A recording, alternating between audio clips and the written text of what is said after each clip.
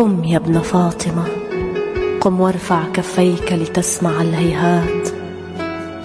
قم وامسح على رؤوسنا فنحن اليوم يتاماك.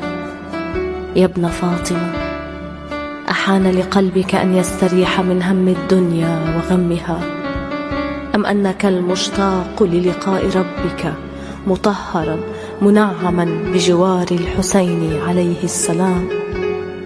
نقول سيدي، أنت لن تمت، أنت حاضر فينا قوة وإيمانا وجهاد.